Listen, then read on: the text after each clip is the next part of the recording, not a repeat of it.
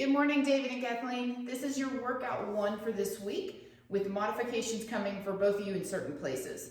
So the first exercise, Kathleen is going to have an alternating TikTok lunge, which I'm going to show you real quick, and then David will have an alternating single leg squat. So Kathleen's TikTok is just going to be like the motion, the pendulum of a clock. So you're going to step forward with the left, tap that foot, take it right back, and switch legs. So switching legs, step forward, tap, lunge, and back. Think about it like a pendulum of a clock, back and forth. David, you're going to take an alternating single leg squat. I'm hoping it's going to be a way that we can add a little bit more intensity to our lunge or our squat without having to go further.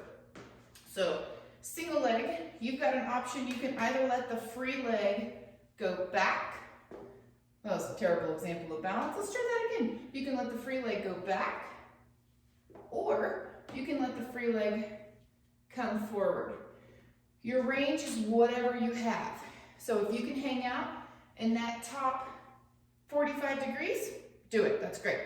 If you can't, let me know and we'll modify this one even farther. You can always take one foot in front and leave it on the ground to take a little bit of the extra weight off. That'll definitely get the glute and the quad fired up as well. But alternate on these so you're not having to watch the clock. So one on right and one on left.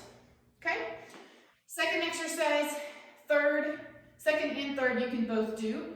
We have our negative push-ups, 3 seconds on the way down, 1 second to get back up. We are attempting to not hit the ground. So 3 seconds, nice control, one big push away. Next are our dumbbell slow motion bicep curls. You guys can both do this one in a nice strong ready stance. We're just going nice and slow. Bicep curl, overhead press, down with control, and back. Aim to pick something that's nice and heavy that, you know, halfway through, especially the 60-second rounds, halfway through you are getting nice and worn out. You may need to switch down to something lighter, perfectly fine, but make it a good challenge. The last exercise on this block we've got modifications for. Kathleen, you're going to keep the speed skater, but you're going to take it as a step. So nice big step, curtsy lunge, nice big step, curtsy lunge. David, we're going to take a pair of dumbbells or a single kettlebell for a straight leg deadlift. So you know these guys, balancing on that slight bend on the bottom knee, down for that straight leg deadlift, stand it up nice and tall. You can alternate on these.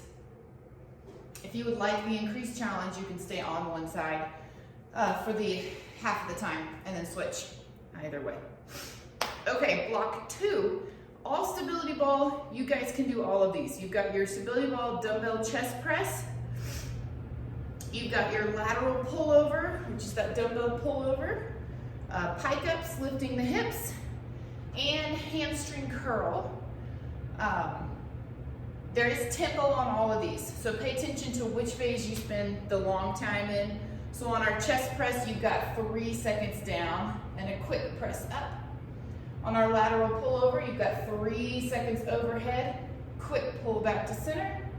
Pike ups, it's a quick pull up, pause, 3 seconds on the release. You'll really feel that through the abdominals. And on the hamstring curl, it's 1 second in, slow release. Okay, block 3, which you guys are going to switch places, who's doing 2 and who's doing 3, so that one person has the stability ball. On block 3, you're both going to be able to keep all of these exercises. The first is a lateral chest fly. So this one is new. You're going to wrap around whatever it is that you're wrapping around. I'm going to go backwards so you can see a little bit better. You're going to turn to one side. I'm going to turn to my left. My left handle is going to go to my left hip. From there, I'm going to take a chest fly from my right arm. So I'm going to pull it in that fly position and then open back up with control. Pull it back in, open back up.